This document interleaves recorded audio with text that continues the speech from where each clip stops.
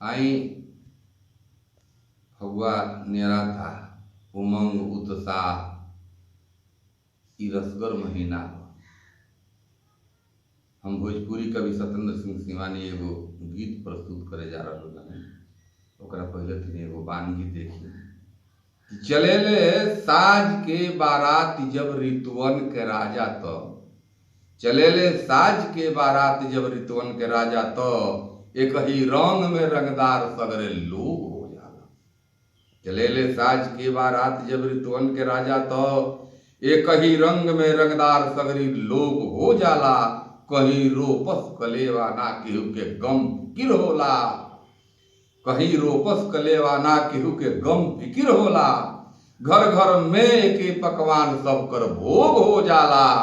उतर जाला सरग धरती पर देव तो लो तरस खाला, उतर जाला सरग धरती पर देव तो लो तरस खाला। बराबर रंग राजा ना बुझाला, एक हो जाला।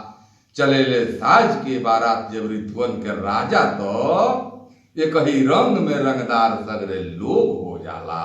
एक ही रंग। देखी हम गीत प्रस्तुत करे जा रहा बनी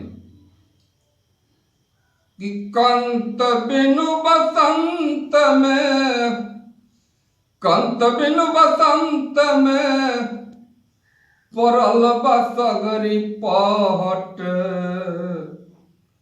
सिरात कुछौ नइखे चढ़ल बा फगुन हट।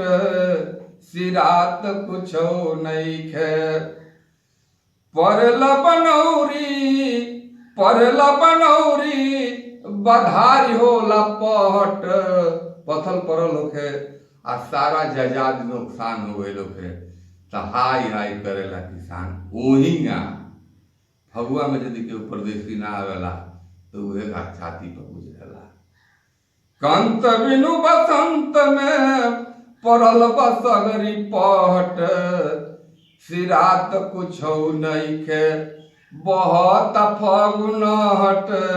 सिरात कुछौ नइखे आंगना उघार भक सावन भवनवा।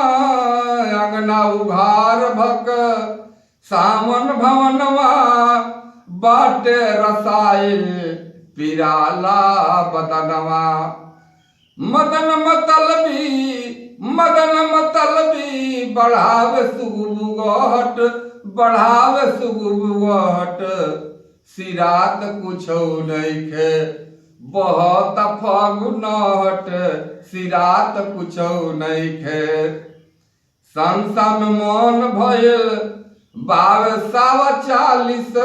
संसा में मन भइल बावे 40। चित फरिया तके बसूने वाला 40। दो रस बेअरिया से, दो रस बेअरिया से होला गरमहट। सिरात कुछौ नइखे बहुत फगुन हट। सिरात कुछौ नइखे पी पी बोलती कोयली बढ़ावे। पी पी बोलती कोयली बढ़ावे। पपिहा प्राण जान जियते जरावे।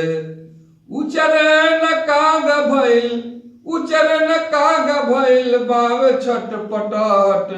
सिरात कुछौ नइखे बहुत फगुन हट। सिरात कुछौ नइखे। देखी गीत के अंतिम अंतरा बा ऋतुराज बसंत के कि बाहर ऋतुराज बा अजब तोहर पहरा। बाहर ऋतुराज बा अजब तोहर पहरा। अब बगल के हाल बा शिवानी बिसारा। बाहर ऋतुराज बा अजब तोहर पहरा। अब बगल के हाल बा शिवानी बिसारा। तर ऊपर मन जैसे, तर ऊपर मन जैसे घूमे रहट। सिरात कुछौ नइखे बहुत फगुन हट। सिरात कुछौ नइखे।